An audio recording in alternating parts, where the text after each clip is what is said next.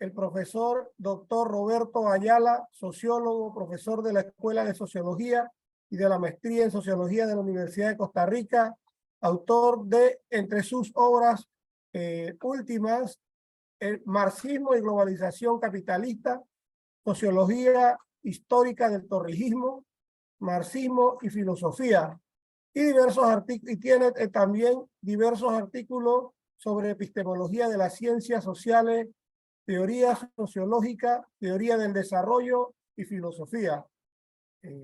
Profesor Roberto Ayala, reitero el agradecimiento en nombre de la Coordinación de Extensión de Educación Continua y Cultura de la Facultad de Humanidades por atender a nuestro llamado para formar parte de la planta docente de este diplomado.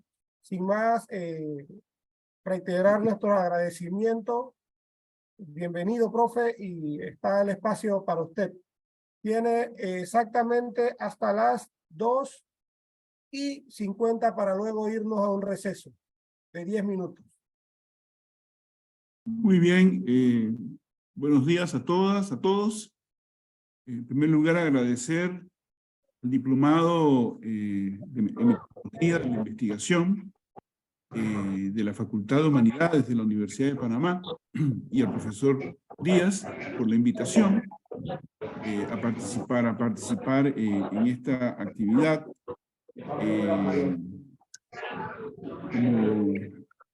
Como digo siempre, para mí es un gusto volver a dialogar y tener estas experiencias con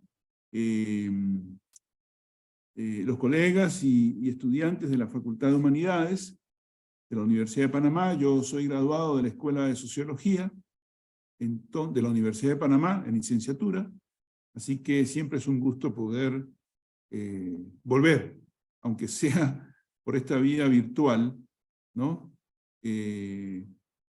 A la casa donde me formé hace más de 30 años, 25. Reiterar el agradecimiento por la invitación, la oportunidad. El día de hoy el tema es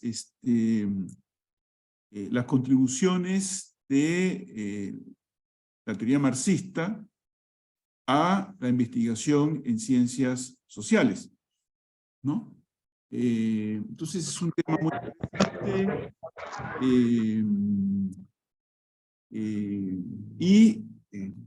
convendría partir de algunas delimitaciones conceptuales, y acá básicamente hay 2 o 3 términos de los que convendría partir. Uno de ellos obviamente es el marxismo. ¿Qué es el marxismo? Y después el otro polo del tema de hoy es la cuestión de la investigación científica en general y en particular en las ciencias sociales, ¿no? Así que nos vamos a mover entre esos dos. Quiero comenzar por el tema de la investigación, ¿no? O sea, ¿qué significa investigar? ¿No? En general y en ciencias sociales en particular, ¿no? Voy a tratar de hacerlo un poco esquemáticamente para poder puntualizar una serie de temas. Es un asunto muy amplio, como siempre, difícil de abarcar en una sola sesión, son temas para un curso en realidad, pero bueno, como parte, como un módulo, como un momento del curso que están llevando, me parece que con el tiempo de que disponemos es posible colocar algunos puntos fundamentales. En primer lugar, ¿qué significa investigar? ¿No? ¿Qué significa? La investigación es una de las actividades propias de la universidad, que es una institución que no solo transmite conocimiento, sino que debe contribuir a su producción, ¿no? Investigar es crear conocimiento, producir conocimiento, ¿no? Y en nuestros países, la investigación que se realiza o que se puede realizar en las universidades públicas es fundamental porque estas instituciones, las universidades públicas, suelen ser en nuestros países, me refiero a Panamá, Costa Rica y en general América Latina, los principales centros de producción de conocimiento, ¿no? En una región, América Latina, donde se investiga relativamente poco, ¿no? Porque se dedican pocos recursos, ¿no? Porque hay condiciones poco favorables para el desarrollo de la investigación científica, en general, ya no digamos en el ámbito de las ciencias sociales. Entonces, es importante que con los recursos de que disponemos en las universidades públicas, hagamos el máximo esfuerzo posible de contribuir al conocimiento, contribuir al desarrollo del conocimiento en general y social en particular, en la medida de nuestras posibilidades y sobre todo desde nuestra perspectiva, ¿no? Uno de los problemas que tenemos, ¿no?, en la investigación en ciencias sociales es que en general hemos sido fundamentalmente receptores del conocimiento que se produce en otras regiones, ¿no? Hemos sido sobre todo receptores. No del todo, porque ha habido momentos, bueno, en todas las épocas, en los últimos 50, 60 años, y uno podría incluso alargar eso a los últimos 150 años, ha habido, en la historia de América Latina, de las sociedades latinoamericanas, ha habido diversas contribuciones fundamentales que han ayudado, que han aportado al autoconocimiento de estas sociedades, ¿no? Se ha dicho que los historiadores, la gente de sociología y de ciencias sociales en general, hace una contribución fundamental a la configuración de la identidad colectiva de nuestras sociedades. Y eso es muy importante. Es muy importante que tengamos presente esto, de que tanto la gente de historia, los y las historiadoras y los sociólogos, hacemos una contribución fundamental, decisiva, a la configuración de la identidad colectiva, ¿no?, de nuestras comunidades, nuestros países, y que esa identidad tiene distintos niveles y capas, ¿no? Somos panameños, somos costarricenses, pero también somos latinoamericanos, ¿no? Y también tenemos una identidad humana, participamos de un concepto en construcción universal de humanidad. Bien, somos gente de nuestro tiempo y desde ahí hacemos una contribución. Entonces, volviendo al punto, es importante esta charla, este curso, el diplomado en metodología de la investigación, porque es fundamental, decisivo, que nuestras universidades públicas contribuyan a la construcción del conocimiento, que es decir, a la construcción de nuestras identidades, repito, en los distintos niveles en que se desdobla, o las distintas capas de que se conforma esta noción compleja de identidad.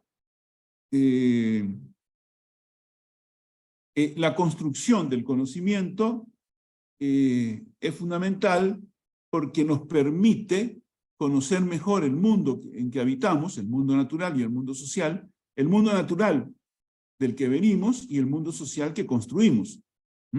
Entonces, me parece fundamental iniciar esta conversación insistiendo en la importancia de la investigación social, de la investigación científica aplicada al ámbito de lo social, y la capacidad de generar conocimiento y autoconocimiento. Bueno, cuando hablamos de investigación, ¿no?, cuando hablamos de investigación, hablamos de construcción del conocimiento. Y conocimiento es una articulación dialéctica de teoría y experiencia, ¿no? Teoría y experiencia, ¿no? Y eso nos lleva al problema de las formas del conocimiento, ¿no? Las vías del conocimiento, que es lo que significa la palabra método o metodología, ¿no? La metodología vendría a ser el estudio de las diversas formas metódicas o vías metódicas de aproximación al conocimiento de lo real en general y de lo real social en particular. Entonces, cuando hablamos de investigación, hablamos de construcción de conocimiento y, por tanto, de teoría y de método. Como el diplomado es en metodología, uno espera que nos enfoquemos en el tema de los métodos. Y es lo que hay que hacer. Sin embargo, hay que recordar que el método es una aplicación de la teoría, ¿no? El método es la aplicación de la teoría al problema de cómo conocer, de las vías del conocimiento, ¿no? El método, primero, es importante delimitar desde el comienzo, método o métodos no es sinónimo de técnicas. Son dos cosas vinculadas, estrechamente vinculadas, pero situadas en distintos niveles. Las técnicas son la especificación práctica de las elaboraciones metodológicas, ¿no? El método es la vía de aproximarse al objeto de estudio, al conocimiento de lo real. Las técnicas son su aplicación y su delimitación práctica. Así que acá vamos a hablar de métodos, no necesariamente de técnicas. Podemos mencionar, ¿no? Yo podría decir, por ejemplo, que todas las técnicas conocidas, ¿no? Cuantitativas, cualitativas, y las mixtas o las triangulaciones, son admisibles. Explico, no hay un problema, digamos, de valores o ideológicos con las técnicas. No es que los que se inclinan por las técnicas cuantitativas sean positivistas y los que se inclinan por las técnicas cualitativas sean, en alguna medida, críticos o progresistas o lo que se quiera pensar. En realidad, toda investigación, de una u otra manera, en algún punto, toda investigación articula, en alguna proporción indefinidamente variable, articula elementos cuantitativos y cualitativos. No hay que ideologizar la relación cuantitativo-cualitativo. En realidad, decía, toda investigación articula de alguna manera, ¿no? Entonces, volviendo al problema más general del método, ¿no? De la forma de aproximarse al objeto y de captarlo, o de las formas, habría que partir, bueno, ya dije un elemento fundamental. El método es una de las elaboraciones de la teoría. Sin teoría no puede haber método. O sea, para desarrollar una apropiada conceptualización o desarrollo del método, necesitamos tener una buena formación teórica. Digo eso porque no faltan quienes se deslizan hacia la falsa idea de que el método, que primero confunden métodos con técnicas, y que a partir de ahí el método es una cuestión práctica, ¿no? De abordaje práctico. Hay quien incluso se ha permitido afirmar que el método la aproximación metodológica tiene que colocar entre paréntesis los puntos de vista teóricos. En esto creo que hay una enorme confusión en la formación, ¿no? De la cual, por supuesto, los encargados son en buena medida responsables. Hay confusiones entre los estudiantes con respecto a la cuestión del método, ¿no? Tanto a nivel de licenciatura como de posgrado. Yo trabajo tanto en nivel de licenciatura como de posgrado, y he dirigido y he participado en comités de tesis de una buena cantidad de tesis en los dos niveles, y tanto en el primero como en el segundo, uno puede, cada cierto tanto, encuentra proyectos de investigación donde, por decirlo de cierta manera, se pone la carreta por delante de los bueyes, ¿no?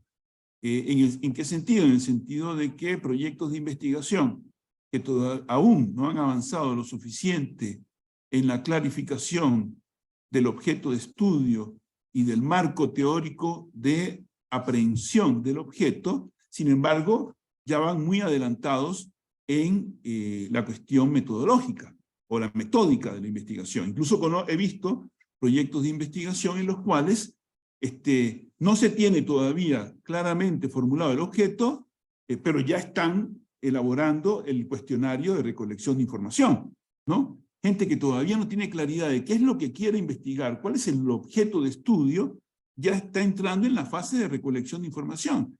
Entonces, cuando uno ve esas cosas, se pregunta, ¿cómo rayos hacen para diseñar un instrumento de recolección de información y comienzan a recolectarla sin tener todavía claro qué es lo que se quiere investigar? Acá, cuando hablamos de investigación en ciencias sociales, hay que tener claro el tema de la lógica de la investigación y de la sociología de la investigación.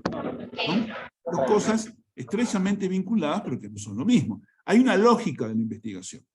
Hay una lógica de la investigación. Y esa lógica de la investigación se puede sintetizar de la siguiente forma, ¿no? Que es importante recordar, ¿no? Uno, el método es función del objeto. En primer lugar, la lógica de la investigación. Después me voy a referir un poco a la sociología de la investigación, pero por ahora, la lógica de la investigación. El método es función del objeto, ¿no?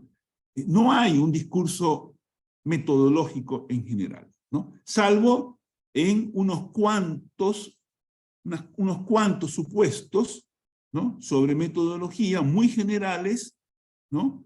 Que hacen a un discurso de una metodología muy general, digamos filosófica, pero que no sirve todavía para hacer investigación científica específica. Así que, desde el punto de vista científico, ¿no? En general, y de las ciencias sociales en particular, no hay una metodología general, ¿no? Sino que la metodología siempre está en función del objeto de estudio, ¿no? De las características particulares ontológicas del objeto de estudio en particular. Eso significa, puesto en castellano de a pie, que no es lo mismo investigar en física que en psicología, que no es lo mismo investigar en biología que en sociología, ciencias políticas, trabajo social, etc. Las ciencias sociales en particular. No es lo mismo investigar en ciencias naturales que en ciencias sociales. Hay particularidades metodológicas, ¿no? Si bien el mundo es uno solo, ¿no? Si bien el mundo es ontológicamente uno solo, ¿no? No hay tal cosa como se decía a finales del siglo XIX, entre la corriente de filosofía neocantiana, no hay tal cosa de la separación entre ciencias naturales y ciencias del espíritu, no hay tal cosa como una brecha o una ruptura ontológica entre el objeto de las ciencias naturales y el de las ciencias sociales, porque vivimos en un solo mundo, ¿no? Hay, en términos dialécticos, hay entre el mundo natural y el mundo social, hay una dialéctica de continuidad general y discontinuidad relativa. No hay discontinuidades absolutas, ¿no? No hay discontinuidades absolutas, hay discontinuidades relativas en el marco de una continuidad óntica general, porque hay un solo mundo. No hay tal cosa como una distinción entre naturaleza y espíritu, ¿no? Lo que llamamos espíritu no es más que la conciencia y la autoconciencia humana que surge en el proceso de lo histórico social. Pero finalmente, como en tanto que seres humanos, somos seres sociales, somos seres naturales. Somos un animal, somos un mamífero, un primate, etcétera, etcétera. Y como tal, participamos de el mundo biológico, químico, físico, o como dice el especialista en cosmología Neil deGrasse Tyson,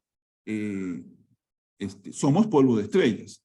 Estamos hechos, los seres humanos, de lo mismo que configura al resto del universo, ¿no? Y en ese sentido, aunque no voy a profundizar en eso, pero nunca está de más recordar el hecho de que el mundo está hecho de materia y energía, solo que la materia tiene distintos niveles de organización. Hay una materia inerte, que es el ámbito de la física y la química, hay una materia viva, que es el ámbito de la biología, tomado muy en general, y hay una materia pensante, cuyo nivel de organización es lo suficientemente complejo como para dar lugar a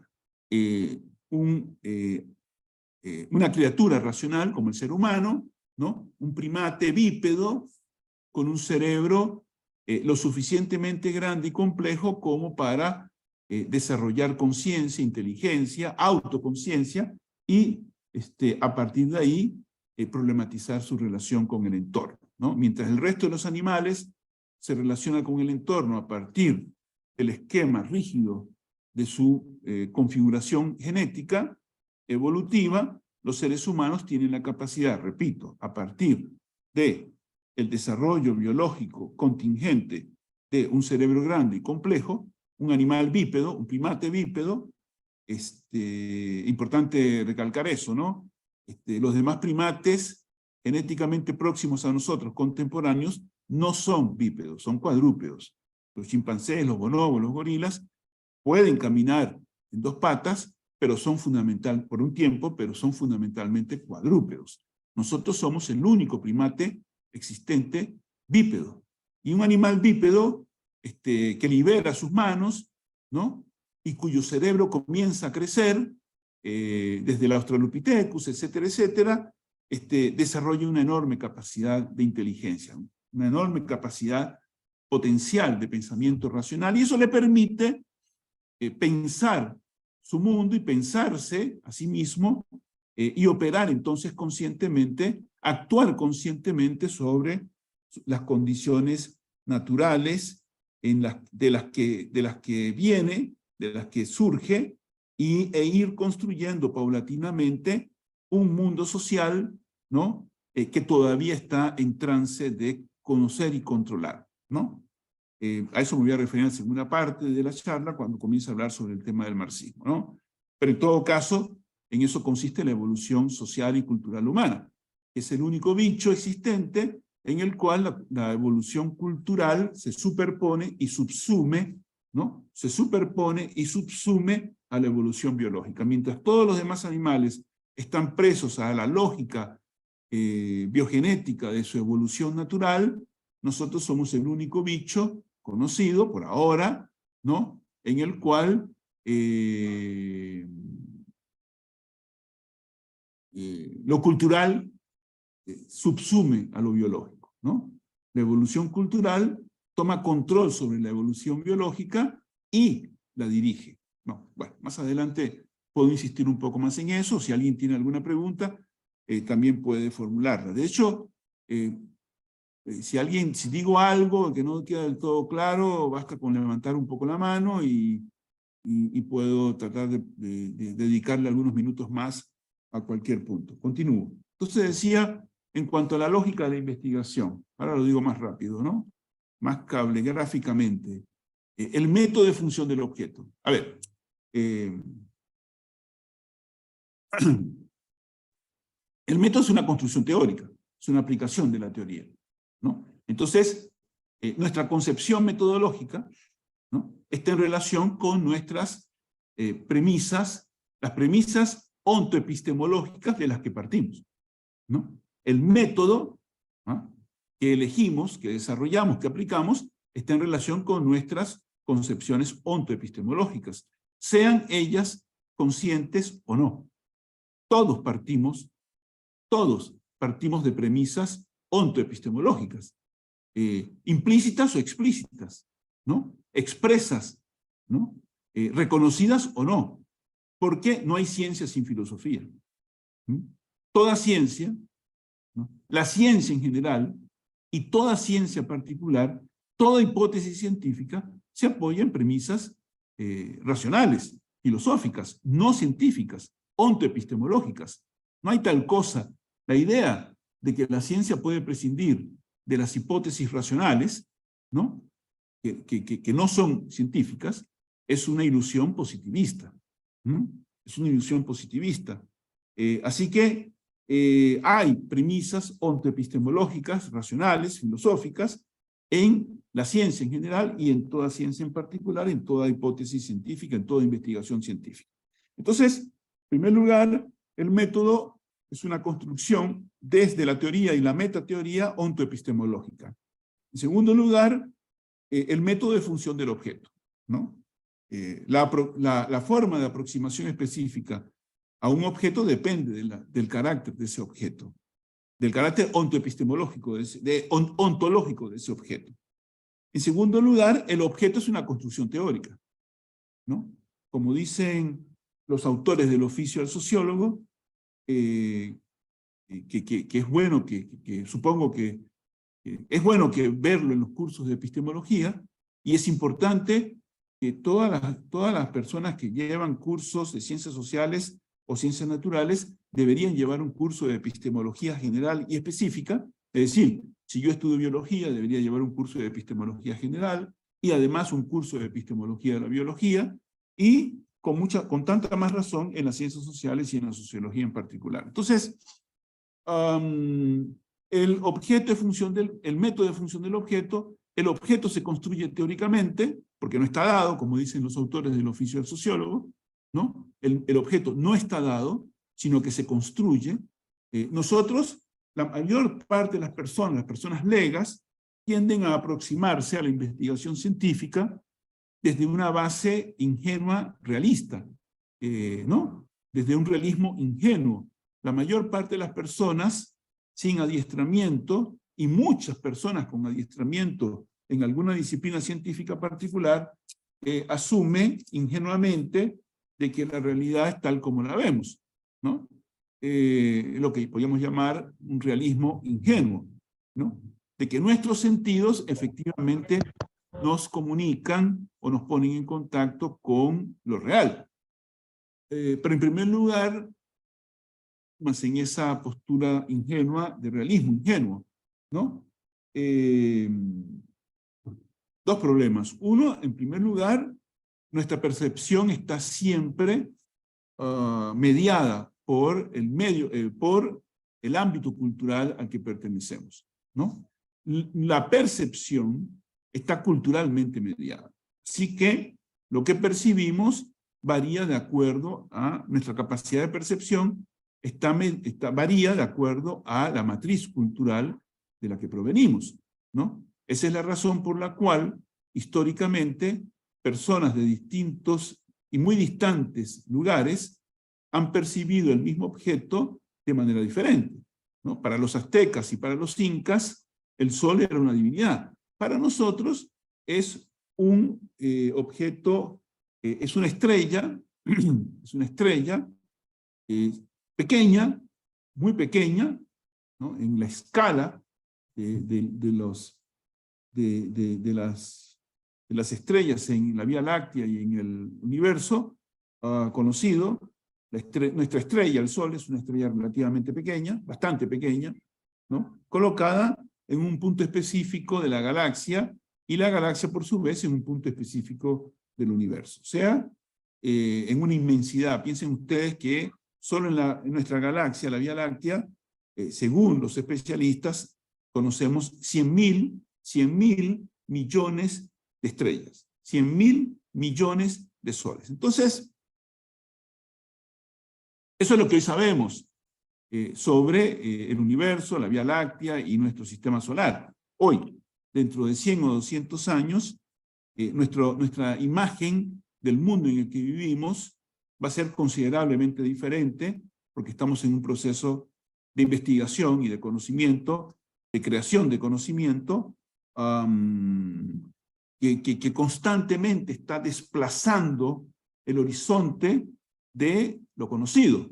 Vamos de lo conocido a lo desconocido, de lo observable a lo no observable, y vamos avanzando en ese sentido sobre la base de la experiencia, pero la experiencia sometida a procesos de abstracción y generalización teórica, ¿no? Y acá es importante también recalcar, ya que estoy en esto, paso y recordar, en relación con el tema de investigación, de que no hay observación pura, ¿no? Por eso estoy diciendo el tema de que el objeto se construye teóricamente. No hay observación pura. La realidad nunca se da inmediatamente. Nuestra aproximación a la realidad siempre está mediada por nuestra formación cultural en el pensamiento general ordinario y por nuestra formación teórica en el ámbito de lo científico. En el ámbito de la ciencia, toda observación está teóricamente orientada, teóricamente encuadrada. No hay una mirada directa, directa de lo real, ¿no? Inmediata. Toda mirada está culturalmente mediada en la observación general de vida cotidiana. Y en el ámbito científico, repito, toda mirada está teóricamente informada, teóricamente orientada. No hay hechos puros, hay hechos construidos desde la formación teórica, sociológica o en ciencias sociales. Entonces, el método de función del objeto se construye teóricamente, y el tercer o cuarto aspecto es, que hay que puntualizar sobre esto, es que a toda elaboración teórica, subyacen elementos ontoepistemológicos, como ya había dicho.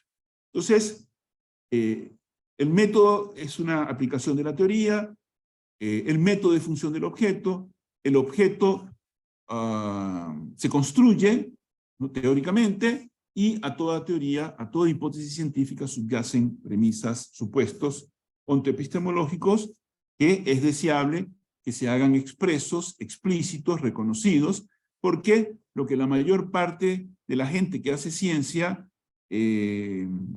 lo que pasa con la mayor parte de la gente que hace ciencia es que aplican premisas ontoepistemológicas de las que no son conscientes.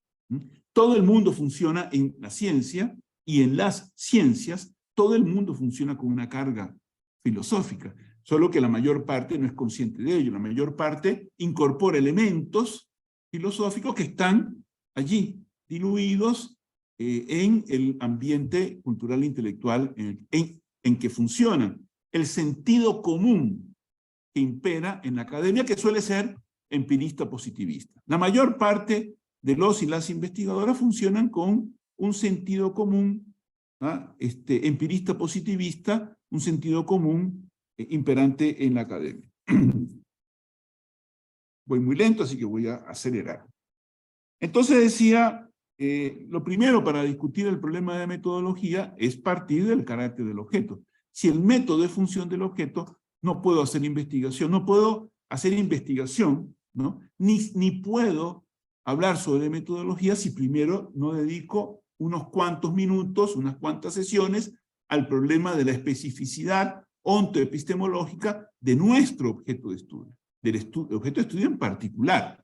Yo, por ejemplo, soy sociólogo, ¿no? Entonces, por ejemplo, si tengo que dar un curso de metodología, ¿no?, sea en licenciatura, sea en posgrado, tengo que partir, la primera unidad del primer tema tiene que ser responder a la pregunta: ¿cuál es el carácter del objeto? El carácter ontoepistemológico, porque a partir de eso es que puedo hacer una derivación metodológica, de aproximación metodológica al objeto de estudio. ¿En qué consiste entonces el objeto de estudio en las ciencias sociales, puesto que estamos hablando de investigación en ciencias sociales? Bueno, el objeto de estudio de las ciencias sociales puede ser definido de la siguiente manera, ¿no? Es una totalidad social, es una totalidad relacional compleja en devenir. El objeto de estudio de las ciencias sociales, es una totalidad, es la totalidad social, ¿no?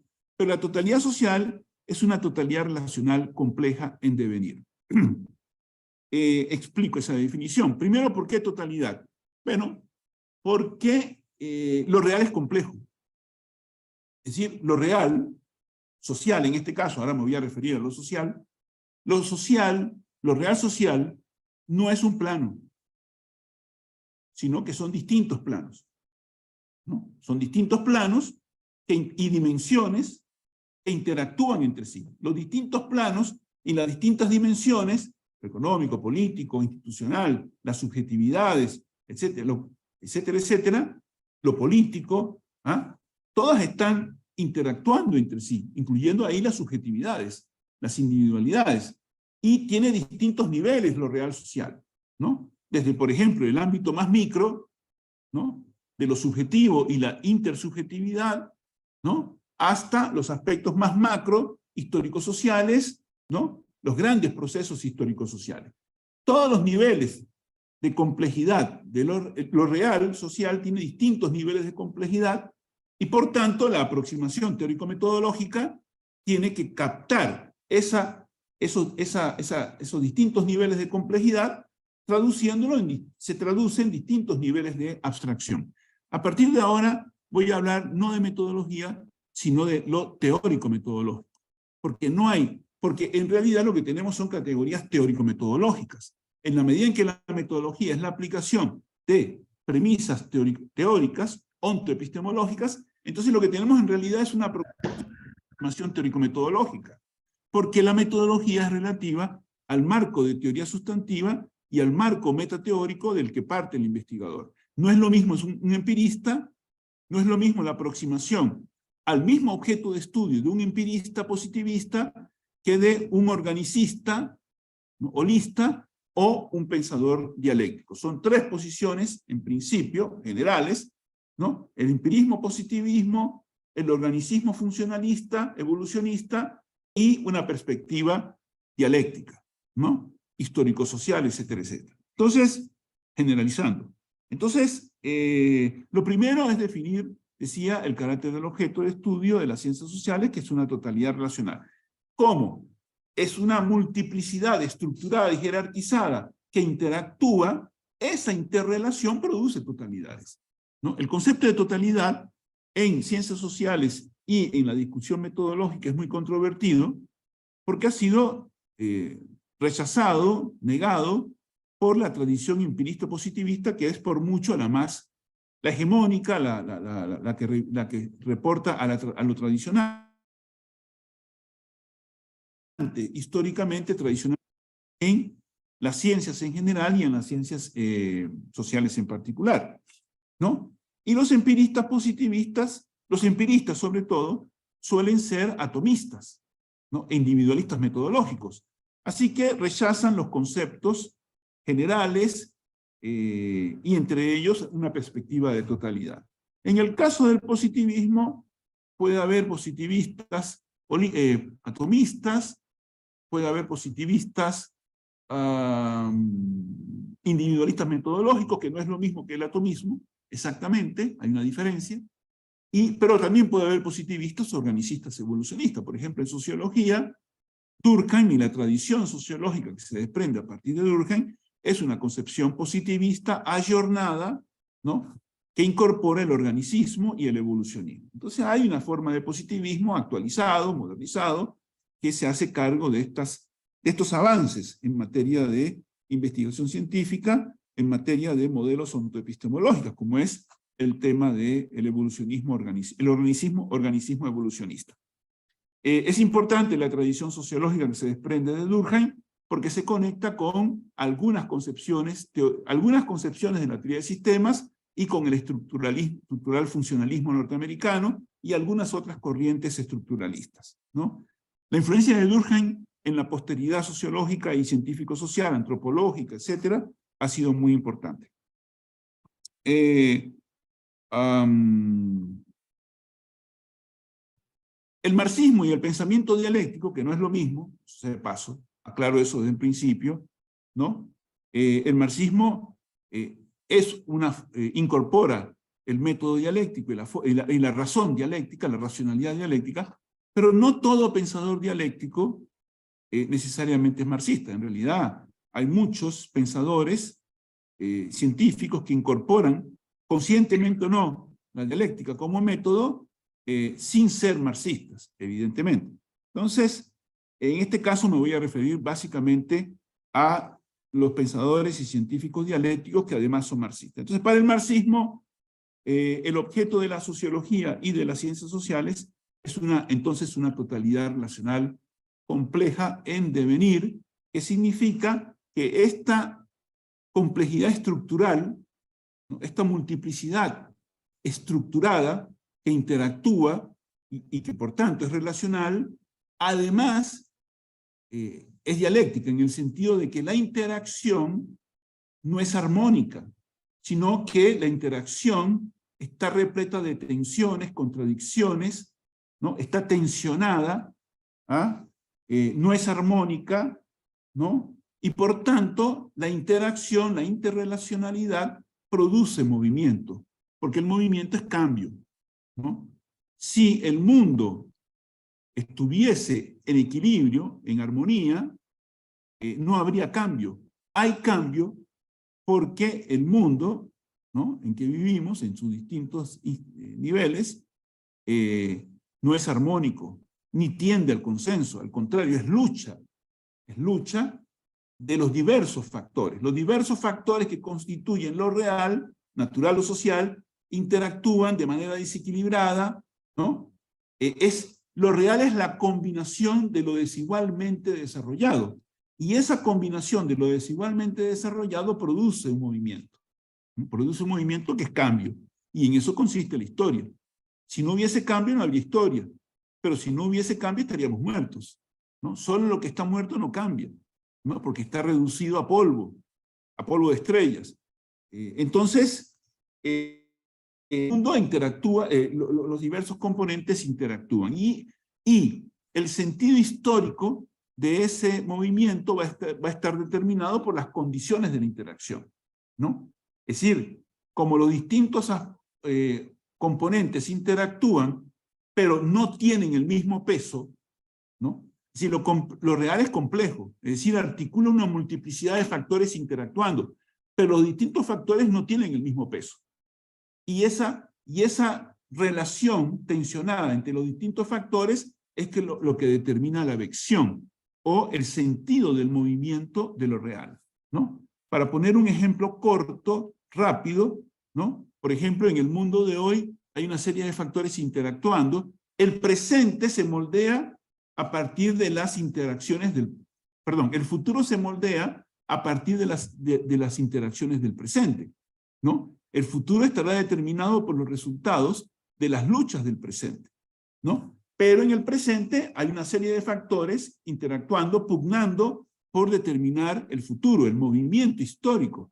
Y ese movimiento histórico va a ser un resultado, una resultante de la relación entre los distintos factores copresentes.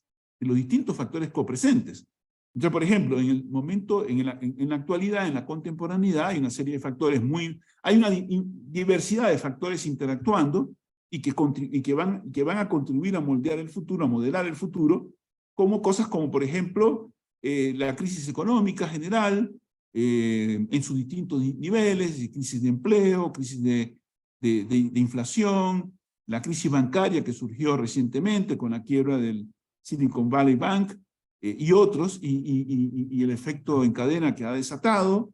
Hay una multiplicidad de la competencia entre Estados Unidos y China, el ascenso chino, hay una diversidad de aspectos económicos, el futuro de la globalización y la tendencia a la separación en bloques, la desglobalización de la que se habla, y sí hay factores económicos, pero también factores políticos, como por ejemplo los conflictos entre los estados, geopolíticos, ¿no? Las confrontaciones de intereses entre los distintos estados y potencias, la guerra en Ucrania, por supuesto, esta guerra que involucra a Rusia, Ucrania y también a la OTAN, ¿no? Ya no tan indirectamente a la OTAN, ¿no? Estados Unidos y las potencias de la OTAN, que participan de manera directa e indirecta en la guerra en Ucrania. La crisis ambiental, ¿no? La crisis ambiental también es un factor que incide en la modelación del futuro. Las demandas de diversos movimientos sociales, es otro factor que contribuye a moldear. Las luchas sociales son un factor fundamental de la modelación del futuro, porque porque la historia no la hacen las estructuras, la historia no se despliega automáticamente del choque de las macroestructuras, sino que hay una intervención más o menos consciente del factor subjetivo, de los intereses, de las sensibilidades, de los grupos, de los individuos y los grupos humanos armados de discursos, proyectos, aspiraciones, demandas, prejuicios, ¿no?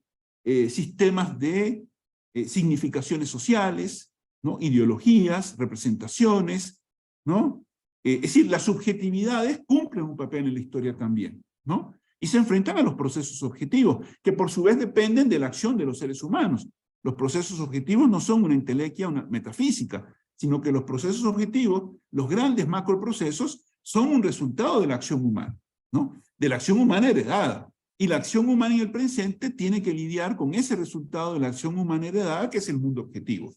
Entonces ahí hay una frase que es importante, de la cual, metodológica, teórico-metodológica, de la cual es importante tomar nota. La acción presente crea las condiciones y posibilidades de la acción futura, así como la acción presente se da en las condiciones y posibilidades creadas por la acción pasada, por la herencia de las generaciones pasadas. Vivimos en un mundo que para nosotros es objetivo, ¿ah? Que existe como una exterioridad objetiva en el momento en que nacemos durante los primeros años de nuestra vida, pero ese mundo objetivo, exterior para nosotros, como decía Durkheim, y que resulta hostil porque no lo comprendemos del todo, porque opera sobre nosotros, nos presiona, nos condiciona, nos limita, aunque también coloca posibilidades de realización personal, ese mundo objetivo al que nacemos y en el que nos desarrollamos en los primeros años es un resultado de la acción de las generaciones pasadas. O sea, es un producto de la acción humana en la historia, ¿no? Y es un resultado de relaciones de poder. El mundo en el que vivimos es una herencia de las generaciones pasadas y de los grupos, de los individuos, grupos y clases sociales que mediante sus confrontaciones y sobre la base de sus intereses, proyectos y relaciones de poder produjeron este mundo que es un presente provisional, porque está siempre en movimiento, está siempre cambiando. El mundo social, así como el mundo natural, está siempre en movimiento, siempre está cambiando. Entonces, este es el objeto de estudio al que nos referimos, ¿no? En la investigación social. Bajándome un poco más a tierra, o refiriéndome a otros aspectos de esa totalidad relacional compleja en devenir, o sea, que está en constante cambio, podríamos decir que cuando hablamos de investigación social, nos estamos refiriendo a un objeto de estudio complejo. Ahora lo voy a decir de otra manera, lo voy a ilustrar de otra manera.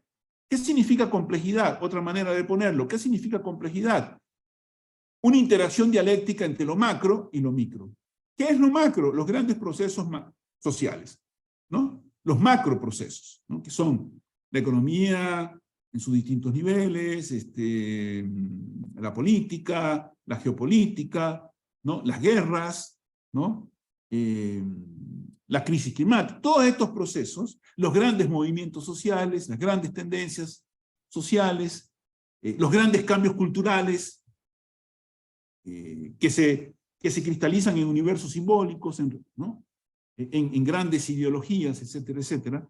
Ese es el nivel de lo macro, pero después está el nivel de lo micro, ¿no? El ámbito de las subjetividades y de las intersubjetividades, el ámbito de la interrelación, de la interacción entre los distintos individuos y grupos humanos.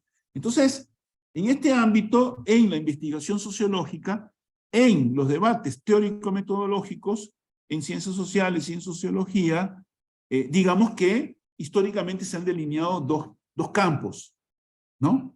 Predominantes en las ciencias sociales académicas. Ojo que aquí estamos hablando, por cierto, de las ciencias sociales académicas, ¿no? O sea, del pensamiento social que se hace, de la investigación social que se hace en la academia. Pero el pensamiento social no se hace solo en la academia. También se produce en la vida social, en las luchas sociales, en los movimientos sociales, ¿no? Los movimientos sociales y las luchas sociales también contribuyen a producir pensamiento social, ¿no? De hecho, una de las particularidades del marxismo, ya voy a volver al problema de la investigación social, el debate entre holistas e individualistas metodológicos o atomistas, que no es exactamente lo mismo, pero ya que estoy, puedo decir que el marxismo tiene una peculiaridad teórico-metodológica, y es que está estrechamente vinculado a los movimientos sociales y a las luchas sociales. De hecho, el marxismo surgió y se desarrolló principalmente fuera de la academia, en los movimientos y luchas sociales. De hecho, Marx y Engels se disponen a desarrollar sus concepciones teórico-metodológicas con el objetivo expreso, explícito y consciente de darle un fundamento sólido al movimiento social, a los movimientos sociales socialistas, comunistas o anticapitalistas que existían ya a mediados del siglo XIX. O, puesto en otros términos, Marx y Engels primero son socialistas y a partir de ahí desarrollan su forma, su concepción del mundo, ¿no? Su concepción del mundo, que es una filosofía y un marco teórico-metodológico para el conocimiento de lo real, natural y lo social, ¿no? Después vuelvo sobre el tema del marxismo. Volviendo al tema del debate entre empiristas, entre individualistas, ¿no? O atomistas, y colectivistas o holistas, hay que decir que esta contraposición, esta polaridad, ha marcado los debates metodológicos o teórico-metodológicos en las ciencias sociales, académicas. Hay que decir que el marxismo no es ni individualista ni holista. El marxismo tiene una posición dialéctica, que es una tercera posición que se diferencia significativamente de las dos primeras. Los individualistas en ciencias sociales, como los representantes de la teoría de la elección racional, el rational choice, que es muy importante porque está presente en buena parte del clima ideológico contemporáneo, en disciplinas como la economía, en la política, en las ciencias políticas, sobre todo las norteamericanas, ¿no? La antropología. En las ciencias sociales norteamericanas, el rational choice y el individualismo metodológico es ampliamente hegemónico. No tanto en Europa o en América Latina y en otras partes del mundo, ¿no? También tiene presencia el individualismo, pero el rational choice, digamos, es sobre todo anglosajón, ¿no? Tiene presencia en otras partes académicas del mundo, en otras regiones académicas del mundo, pero es claramente hegemónico. Donde es hegemónico es en el mundo anglosajón, ¿no? Otras formas de individualismo metodológico que no tienen que ver con una concepción como la del rational choice es, por ejemplo, la de Max Weber, ¿no? Max Weber plantea en su texto, en el ensayo sobre las categorías sociológicas fundamentales que están recogidas en el libro cuyo título es Economía y Sociedad, Max Weber hace una profesión de fe individualista metodológica, ¿no? El individualismo metodológico de Max Weber está orientado más bien al sentido subjetivo de la acción, ¿no? Hay una diferencia entre el individualismo del rational choice, que se apoya excluyentemente en una racionalidad instrumental, y la concepción de Max Weber que considera la razón instrumental, pero que también incorpora la racionalidad de valores o fines, orientado por valores o fines, también las considera parte de otras concepciones. Entonces, digamos que el individualismo metodológico corresponde sobre todo, tiene un gran peso en las corrientes microsociológicas anglosajonas y particularmente norteamericanas. Dígame, Constantino. No le escucho porque tiene el micrófono apagado. Sí, muchas gracias, profesor Ayala. Lo felicito. La referencia histórica está muy bien explicada en sus comentarios. Profesor, una pequeña pregunta, o no sé si se va a movilizar. de la cual me pareció muy valioso su comentario.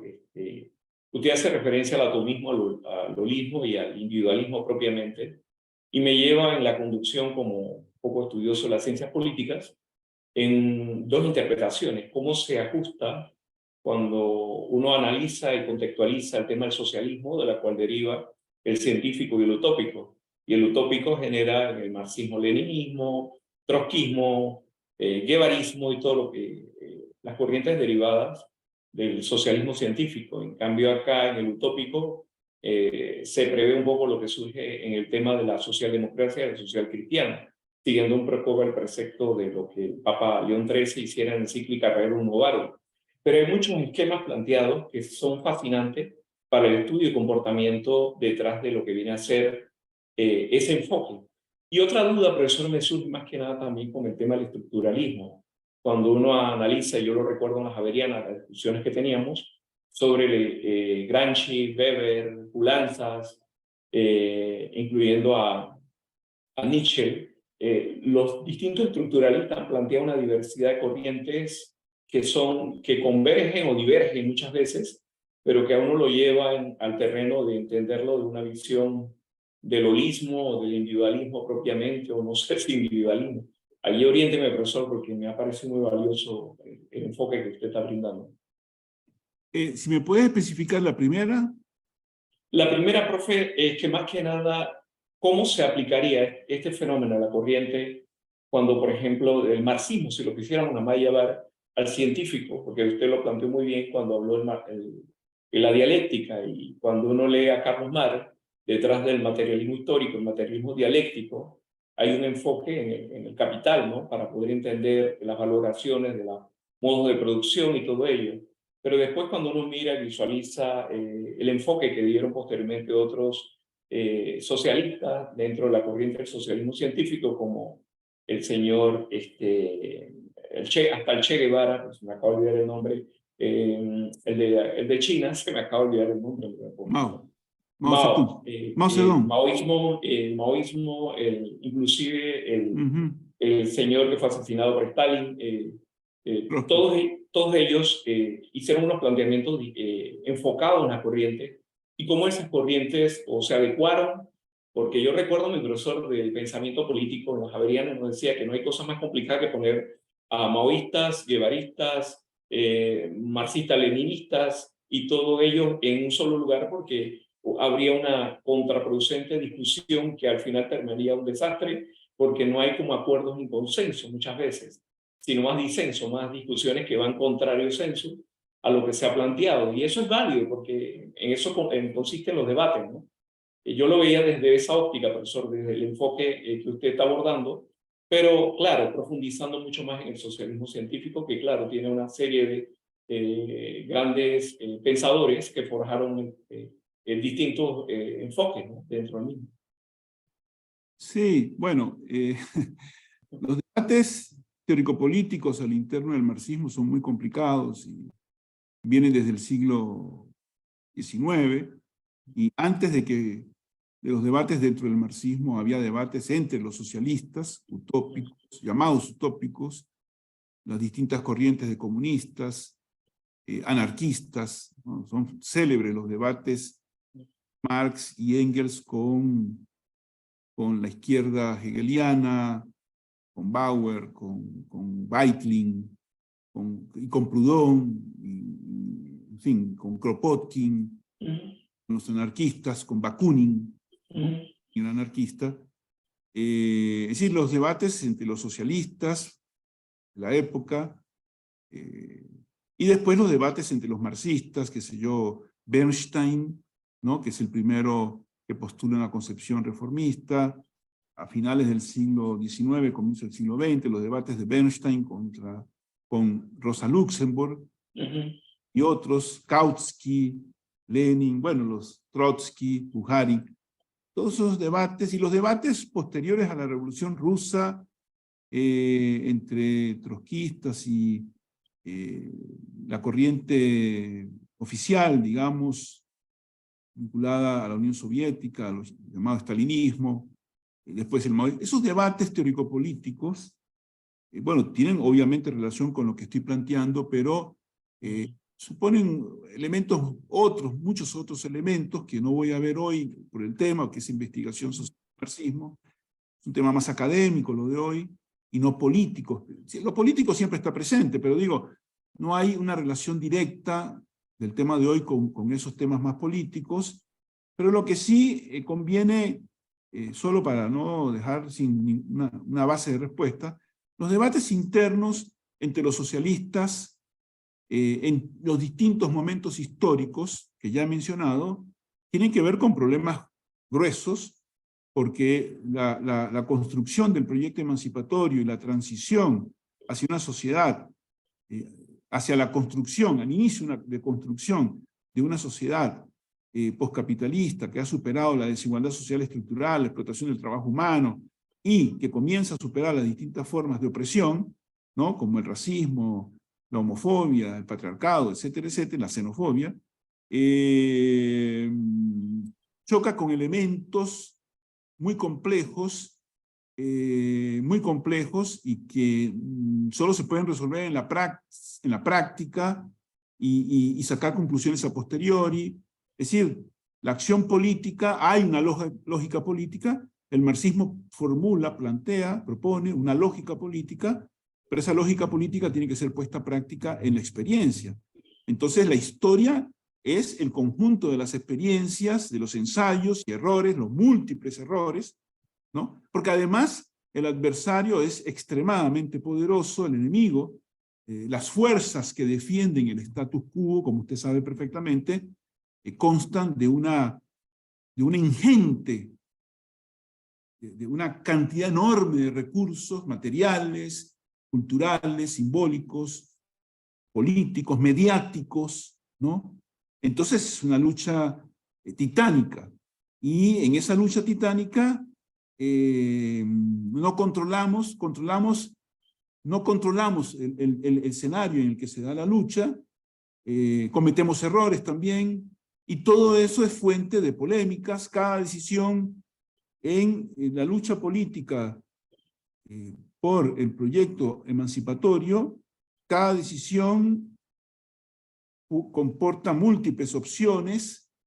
Los defensores del status quo van a contraponer todos sus esfuerzos, que pueden llegar a ser brutales, en su expresión fascista o con dictaduras brutales como en Indonesia, el señor Sukarno, no me acuerdo ya, ¿no? Donde hace unas cuantas semanas se dio el aniversario del asesinato de alrededor de 1 millón de personas en Indonesia, un golpe de Estado financiado y orientado políticamente por la CIA norteamericana, y para no hablar de las dictaduras latinoamericanas. Entonces, la lucha es muy cuesta arriba, el proyecto es, tal vez podríamos decir, que el proyecto que los socialistas de diverso pelaje se colocaron en el siglo XIX, entre ellos Marx y Engels, la principal corriente, por supuesto,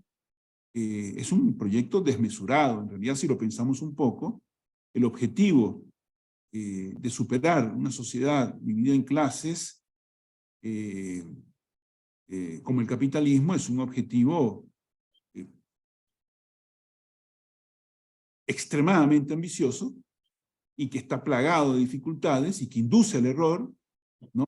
Y por tanto no hay seguridades. Y entonces los debates entre las distintas corrientes socialistas corresponden a esa incertidumbre, a esa falta de, a esas inseguridades, a ese carácter abierto de lo real, donde a veces algunas orientaciones tienen éxito y una vez y después fallan, ¿no? La lucha guerrillera tuvo éxito en Cuba, pero fracasó sangrientamente en el resto de en casi todas las otras experiencias. A veces la lucha guerrillera triunfante tuvo resultados más o menos positivos, como en Cuba, pero por ejemplo en Nicaragua se deformó brutalmente. Y hay otras orientaciones, otras experiencias, la experiencia china, la experiencia clásica soviética, las distintas vías reformistas como la de Allende, en Chile, en fin. Esto no está escrito, no hay una Biblia que seguir en esto. Es un experimento histórico donde ensayamos opciones y alternativas, tratamos de prever los resultados, pero es difícil, nos podemos equivocar, también los obstáculos se renuevan, algo que funcionó una vez, luego después ya no funciona, porque los que defienden el estatus ya están prevenidos. Entonces, no es tan fácil. Y hay otros elementos que también pesan en esa historia, pero como no es el tema hoy, no me puedo dedicar más a eso. Y cuanto a la cultura, el estudio de la cultura está incorporado en esta discusión sobre los problemas de la investigación. Cuando hablo de la sociedad, hablo de la cultura. Se puede realizar una aproximación individualista, metodológica al estudio de la cultura, pero también puede haber aproximaciones holistas, como la de Durkheim, o perspectivas dialécticas, como la del marxismo. Así que, bueno, vuelvo al hilo conductor de lo que se supone que... Gracias, profesor. Sí, con gusto. Y acelero, porque ya se encienden algunas luces rosadas, por lo menos, de alerta. Entonces, el objeto de estudio de las ciencias sociales es la totalidad relacional compleja en devenir, y para abordar esa complejidad relacional en devenir, Ilya Prigogine, uno de los más grandes científicos y filósofos de la ciencia del último tercio del siglo XX, dice por ahí en algún texto importante que los dos conceptos fundamentales de la filosofía de la ciencia contemporánea son complejidad y devenir, lo cual es muy dialéctico, a pesar de que Prigogine no era marxista. Al contrario, era un emigrado ruso, ¿no?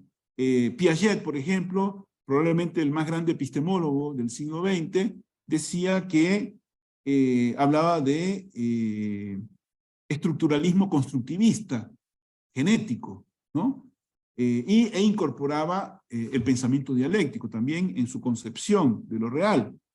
Y tampoco era marxista, muy por el contrario, ¿no?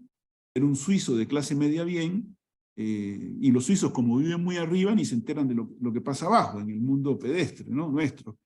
Y así, digo lo siguiente, lo real es complejo, en el sentido de cómo definir, que no es lo mismo de complicado, también es complicado, pero complejo y complicado no son sinónimos.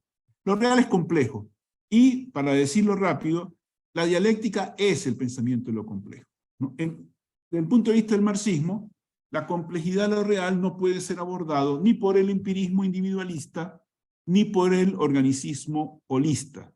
El empirismo individualista no puede captar la dialéctica de la totalidad, la dialéctica de todo y parte, ¿no? Un empirista no puede, un empirista lógico, un empirista armado de la lógica formal, no puede procesar adecuadamente la noción, el todo es más que las partes. Por más malabares y por más garabatos lógico-matemáticos que dibujan los analíticos, los filósofos analíticos, no hay manera de que procesen la proposición el todo es más que las partes. ¿Por qué? El todo es más que las partes porque el todo surge de la relacionalidad de las partes, ¿no? El todo surge de la relacionalidad de las partes y eso le confiere características que no están en las partes. Por ejemplo, el ejemplo más simple, conocido, es el del agua. Una molécula de H2O, una molécula de agua, tiene propiedades que emergen, que surgen de la relacionalidad, pero que no están presentes en los componentes. Igual en la sociedad, ¿no? Si un grupo de individuos autónomos, cuando se componen en un movimiento social, dan lugar a características que no están presentes en los individuos. Y eso es lo que diferencia los distintos niveles de complejidad de lo real. Cada nivel de complejidad de lo real surge a partir de la relación del nivel inferior. Pero el nivel superior, producto de la relacionalidad, incorpora características, propiedades, relaciones que no están presentes en las partes componentes. Esa es la diferencia entre el todo y las partes, o entre los componentes y el sistema, ¿no? Entre los componentes y el sistema. El sistema es una totalidad. Sistema es una palabra distinta para totalidad. Entonces, cuando distintos elementos se componen e interactúan, dan lugar a un sistema, a una totalidad. Toda totalidad es una singularidad. Y toda singularidad es una totalidad. Porque el concepto de totalidad es ontológico y epistemológico, ontológica y epistemológicamente relativo. Hay totalidades de distinto nivel, ¿no? La totalidad es relativa, ontológica y epistemológicamente. Por ejemplo, ¿no? El sistema solar es una totalidad respecto de los planetas que lo conforman y el Sol. Pero el sistema solar es una parte de la galaxia.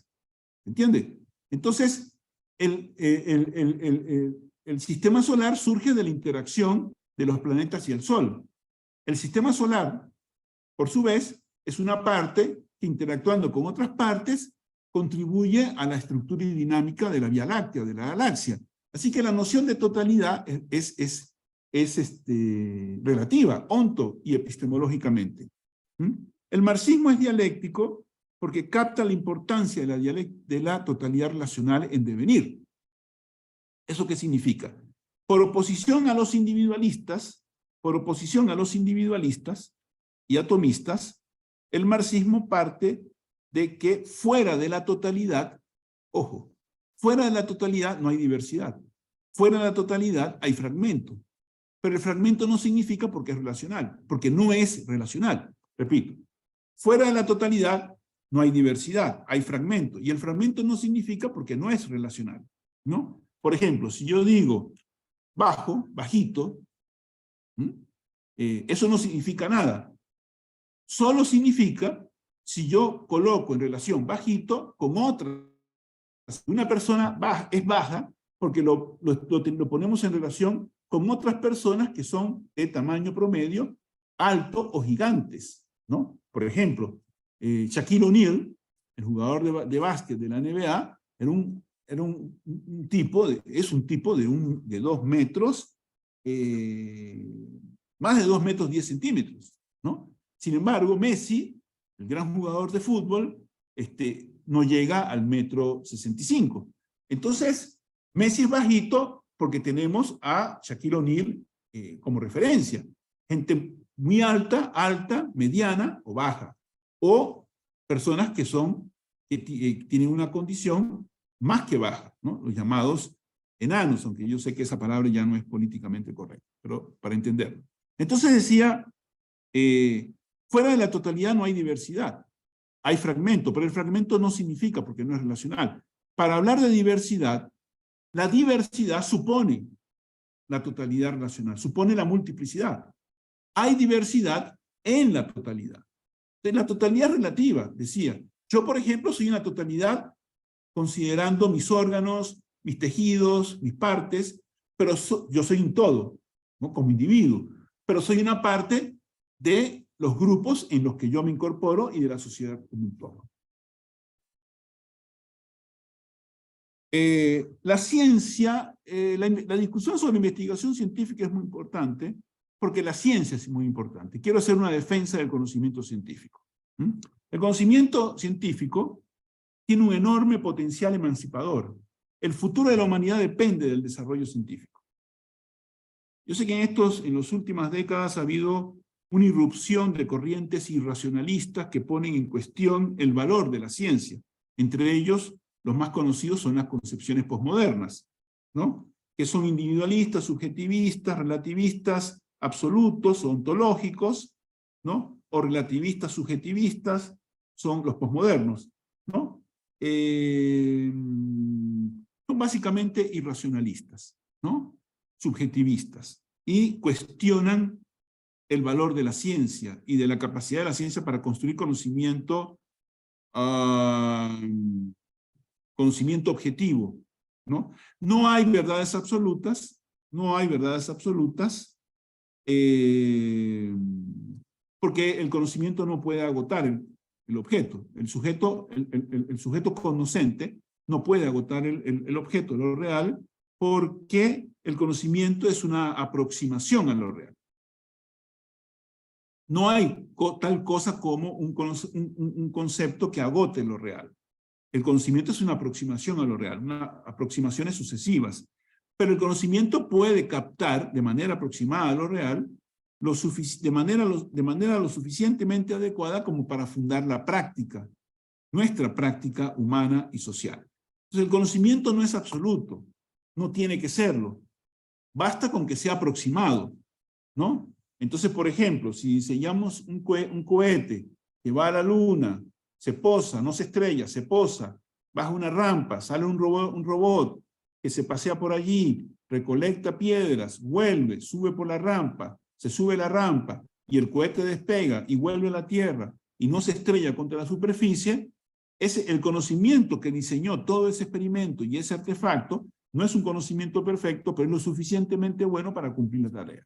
Quiere decir que el conocimiento que subyace a este experimento ha pasado la prueba de la realidad y por tanto podemos considerar una verdad objetiva, un conocimiento adecuado a lo real, suficientemente adecuado, una buena aproximación a lo real, que está sujeto a superación, porque toda proposición científica está sujeta a superaciones, ¿no? A modificaciones, precisiones, correcciones, o por las mejores hipótesis científicas están sujetas a ser incorporadas a concepciones más amplias. Por ejemplo, en este momento, las cúspides del conocimiento científico tienen que ver con la teoría de la relatividad de Einstein, por ejemplo. Es una de las cúspides del conocimiento científico.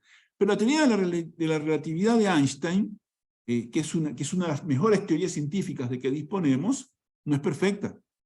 Y está sujeta a superación. Llegará el momento en que la teoría de la relatividad será ampliada, corregida, precisada, o incorporada en un marco teórico-metodológico más amplio, ¿no? Porque incluso las mejores teorías científicas son relativas. La teoría de la evolución de Darwin, por ejemplo, está en constante adecuación, en constante perfeccionamiento. La teoría del Big Bang está condenada a ser superada porque no puede haber un comienzo absoluto del universo. Simple y sencillamente, la idea de un Big Bang, de un comienzo del universo, es una idea que está condenada a ser superada, porque es evidente que no tiene sentido racional. En fin, sigo. La ciencia es el futuro de la humanidad. El conocimiento científico tiene un enorme potencial emancipatorio, ¿no? El futuro de la humanidad depende de que seamos capaces de ampliar nuestro conocimiento científico racional para conocer, tomar control y transformar el mundo en el que vivimos, para que hagamos conscientemente la historia. La ciencia es fundamental porque es la culminación del despliegue del espíritu humano, para ponerlo en términos de Hegel. La ciencia es la culminación del despliegue del espíritu humano, de la autoconciencia, de la posibilidad de hacer conscientemente la historia, de nuestra capacidad de conocer para tener control sobre el mundo natural en que vivimos y del mundo social que construimos, ¿no? Entonces, hay una fórmula básica: comprender para transformar. Comprender para tomar control consciente de nuestra existencia, ¿no? En eso consiste la lógica de la evolución social y cultural humana. Somos el momento, los seres humanos somos el momento en que la naturaleza se vuelve consciente de sí misma. Es decir, el espíritu, ¿no?, es la naturaleza autoconsciente, ¿no? Y nosotros somos el espíritu.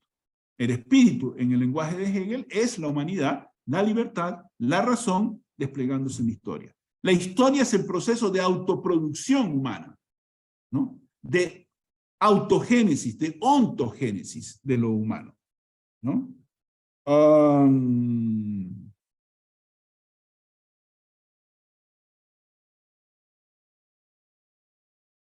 Si los seres humanos se autoproducen, la ciencia es un instrumento o recurso más sofisticado, ¿no? Si los seres humanos nos autoproducimos, la ciencia es nuestro recurso o instrumento más sofisticado, ¿no? La inteligencia es el principal recurso adaptativo de los seres humanos. Ya dije hace un momento que lo que nos separa del resto del mundo animal es nuestro cerebro grande y complejo, nuestra capacidad racional, la capacidad de desarrollar inteligencia. Y entonces, repito, como dice Piaget en Biología y Conocimiento, la inteligencia es el principal instrumento adaptativo humano. Y eso explica por qué es el único animal en el cual la evolución cultural subsume y dirige la evolución biológica. De hecho, por ejemplo, en los últimos decenios, con la descodificación del genoma humano, ¿no? Nosotros, los seres humanos, se han autoproducido en toda la evolución, pero la descodificación, lo que somos hoy es un producto de nuestro proceso de autoproducción. Pero la descodificación del genoma humano lleva eso a un nivel distinto. En la medida en que podemos comenzar a incidir conscientemente sobre el genoma humano, ¿no? Podemos autocrearnos. Y de hecho, en los próximos 50, 100, 200 años, nuestro concepto de lo humano va a variar significativamente sobre la base de nuestra propia acción e intervención. Esperemos que sea una intervención democrática, ¿no? Democráticamente construida, dialogada, y que no sea la imposición de élites o sectores dominantes, ¿no? Y grupos con intereses particulares.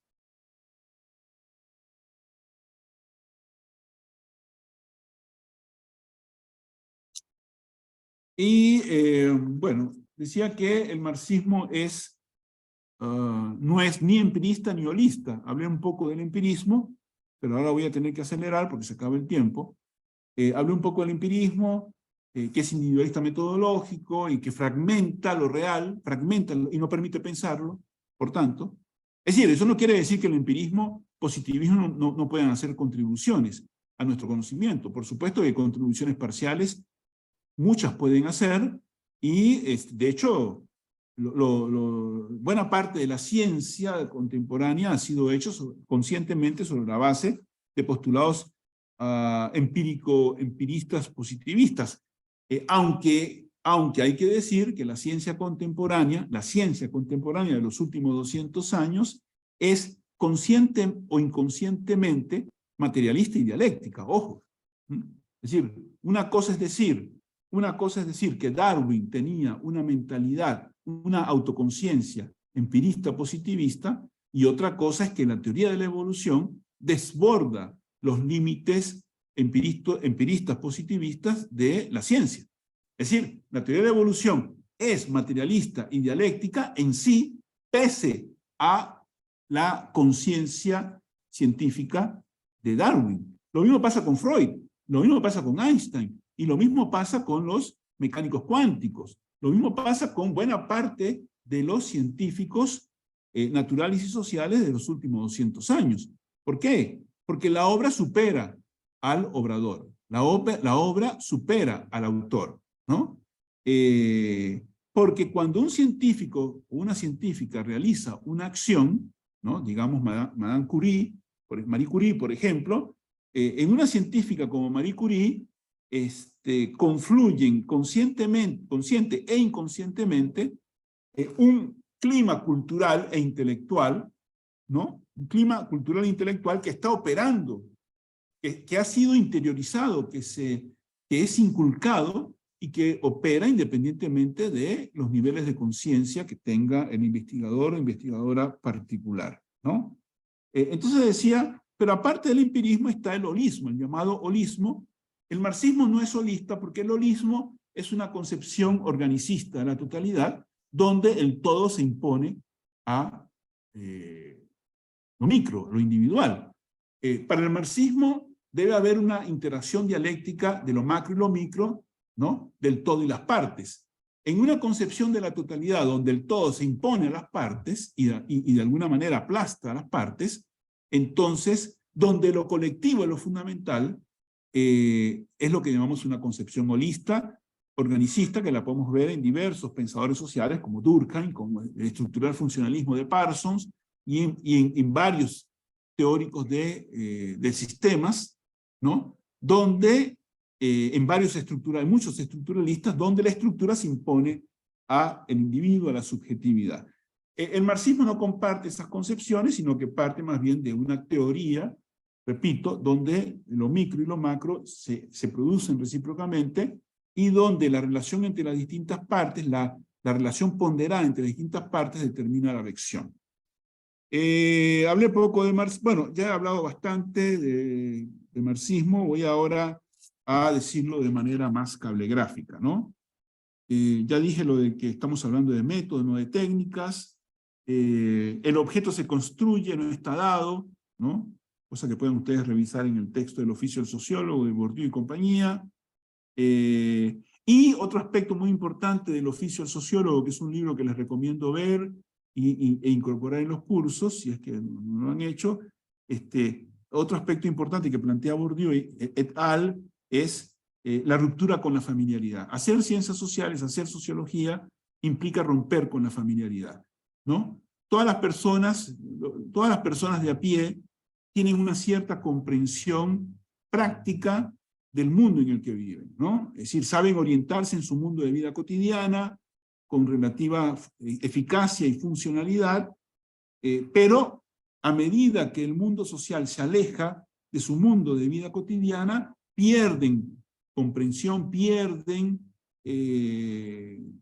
comprensión del mundo en que viven, y en general la mayor parte de las personas no consigue ver más allá de su mundo de vida cotidiana, como dice Zygmunt Bauman en Pensando Sociológicamente, que es un libro que también les recomiendo, no porque yo esté de acuerdo completamente con las referencias a las que hago, sino porque me parecen libros que son útiles más allá de que yo tenga algunas discrepancias con algunas de las cosas que dicen, pero son útiles porque permiten crecer.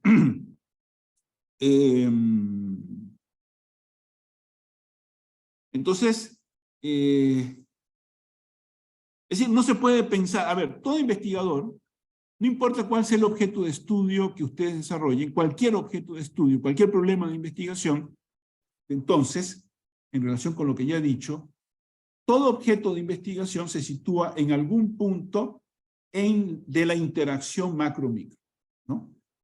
No importa cuán micro sea el objeto de estudio que ustedes tengan, está en el marco de una totalidad relacional, de una lógica de todo y partes, de una dialéctica de todo y partes. Por eso repito, todo objeto de estudio se sitúa en algún punto de la dialéctica de lo complejo relacional en devenir, ¿no? Y no es necesario, para ser un buen investigador, ser consciente de los problemas ontoepistemológicos. En realidad la mayor parte de los grandes científicos ignoraban, no tenían una buena formación filosófica, en realidad eran bastante elementales en sus supuestos filosóficos, ontoepistemológicos, pero evidentemente una buena formación en epistemología ayuda a hacer ciencia porque resuelve de antemano una serie de dilemas, ¿no? Y de problemas.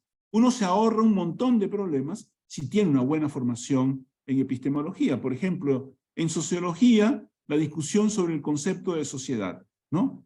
Un empirista lo definiría como el conglomerado de individuos, ¿no? Como los empiristas son individualistas, para ellos la sociedad es un nombre, una existencia nominal. La sociedad no existe. Decía la señora Thatcher que la sociedad no existe, existen los individuos, ¿no? Que es una buena síntesis, ¿no? Genial la señora Thatcher. Conservadora de derecha, pero genial. Entonces, por ejemplo, para un marxista, un investigador que parte de una concepción empirista de la sociedad, ya parte de una manera inadecuada, porque la sociedad existe. Me explico, independientemente de los individuos que la configuran. Es decir, la sociedad emerge y se reproduce a partir de la interacción de los individuos, pero una vez que emerge, se vuelve relativamente autónoma de los individuos que la componen. Es decir, por ejemplo, si yo muero mañana, esta sociedad sigue funcionando. ¿Me explico? No depende de mí. Y cada persona que nace, ¿no? Cada persona que nace llega a un mundo que ya está configurado y funcionando. Es decir, ¿por qué el individualismo metodológico es inadecuado ontoepistemológicamente? Porque la sociedad, la cultura, el lenguaje son todas anteriores a cada uno de los individuos. Cuando yo nazco ya hay un mundo social, ya hay una cultura, ya hay un lenguaje que tengo que incorporar. Es decir, el proceso de socialización temprana de los individuos consiste en la inculcación de valores, normas, creencias, hábitos, prejuicios, etcétera, ¿no? Instituciones, ¿no? Es decir, toda la primera parte de la vida de los individuos consiste en interiorizar la carga cultural de su sociedad. Por tanto, el individualismo metodológico es fallido porque la cultura, la sociedad, el lenguaje son todas anteriores al individuo. Acto seguido, ojo, somos un producto social, pero también podemos transformar el mundo social sobre la base de la comprensión. Por eso insisto tanto en la importancia, el valor emancipatorio, el poder emancipatorio, el potencial emancipatorio del conocimiento científico, y uno podría agregar crítico racional. Por supuesto, yo soy un partidario del pensamiento crítico, pero me quiero quedar en el terreno del conocimiento científico, del pensamiento racional, ¿no? El pensamiento racional es fundamental para poder conocer y controlar el mundo en el que vivimos. Entonces, somos un producto social, pero también podemos transformar conscientemente, de acuerdo a valores, objetivos, necesidades, aspiraciones, la sociedad en que vivimos, ¿no?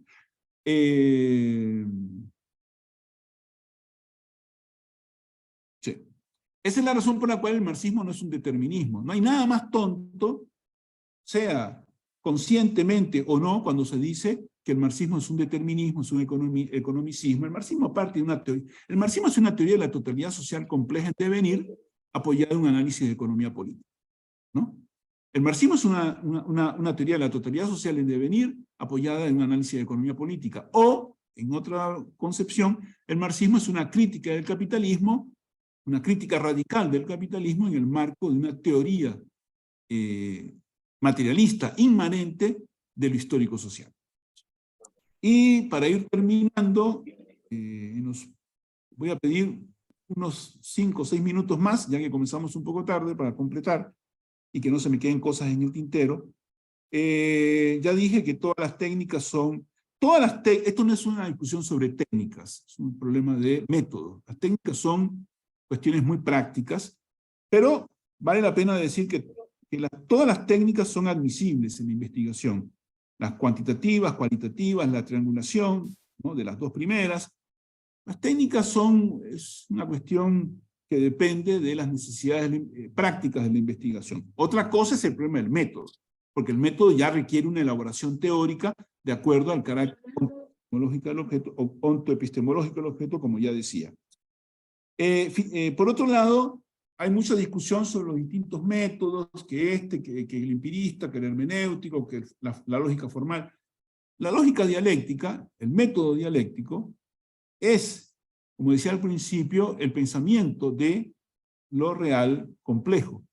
La dialéctica es el pensamiento de la complejidad, lo cual quiere decir que para captar la complejidad en sus distintos niveles y dimensiones interactuantes y cambiantes, la dialéctica tiene que incorporar un método, un momento, un aspecto descriptivo, ¿no?, un aspecto de observación sistemática y o participante. La dialéctica tiene un momento lógico-formal también, hermenéutico, hay una hermenéutica en la dialéctica. La dialéctica incorpora momentos deductivos e inductivos y abductivos, inductivos, deductivos y abductivos, ¿no? Este tercer aspecto, que en realidad es el más importante de las formas de aproximación a la realidad, la abducción, a la que se refiere Sherlock Holmes en Un estudio en escarlata, que es un libro fantástico, también que les recomiendo leer. Entonces, digamos que la lógica dialéctica no se contrapone a la lógica formal, a la observación sistemática, a los momentos empíricos de la experiencia o a la hermenéutica, no. Todas esas formas, todos esos métodos son incorporados en la lógica dialéctica. Hay un momento empirista, formal, hermenéutico, o estructuralista, ¿no?, cultural en la dialéctica. La dialéctica, si quiere ser pensamiento de lo complejo, tiene que incorporar esos momentos.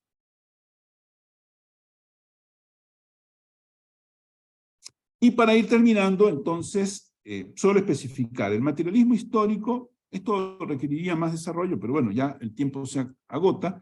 El materialismo histórico es la aplicación a lo histórico social del materialismo dialéctico. El materialismo histórico es la aplicación a lo histórico-social del materialismo dialéctico. Y el materialismo dialéctico es la filosofía del marxismo, es la cosmovisión del marxismo, ¿no?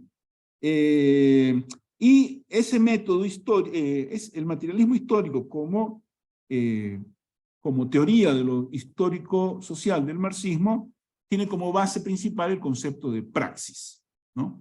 Concepto fundamental de una teoría materialista de la historia, o sea, una teoría de lo histórico fundado en las condiciones de existencia de los seres humanos y no en las ideas, ¿no? No en la divinidad, las ideas, el topus uranus platónico, o el subjetivismo empirista, que no puede salir de la subjetividad y que lleva al solipsismo.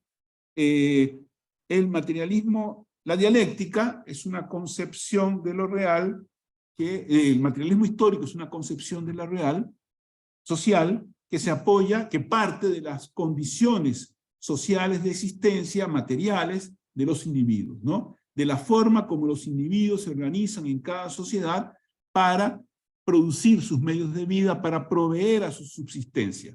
En el plano, digamos, de lo material económico, pero también de lo cultural, etcétera, etcétera, ¿no? Esto también daría pie a una larga discusión, pero en todo caso las posiciones marxistas han sido confirmadas por la paleoantropología y la arqueología, ¿no? Por ejemplo, la evolución humana en paleoantropología comienza con el Homo habilis, y el Homo habilis, que es el primer miembro de la especie Homo, aparece hace 2.5 millones de años, cuando no estamos ni cerca de la escritura. ¿Y cómo se conoce, cómo vivía? Lo que conocemos del Homo habilis lo conocemos por las herramientas y los vestigios de su actividad, de su trabajo. Entonces, cuando Engels dice que el trabajo hominizó, hizo al hombre, al ser humano, entonces está diciendo lo que la paleoantropología ha confirmado en los últimos 150 años, que la historia humana es la historia del desarrollo de su fuerza productiva, de su capacidad para intervenir sobre el entorno, modificarlo y ajustarlo a sus necesidades y deseos. Pero eso ya lo decía Hegel en la fenomenología del espíritu, cuando dice que la conciencia emerge en el trabajo praxis. Es en la actividad práctica, en la producción de sus medios de vida, de manera asociada, en su intervención asociada sobre el entorno natural, en el que surge la conciencia y la autoconciencia. Eso ya lo sabía Hegel, y por eso la noción de praxis ya aparece en la filosofía hegeliana, ¿no?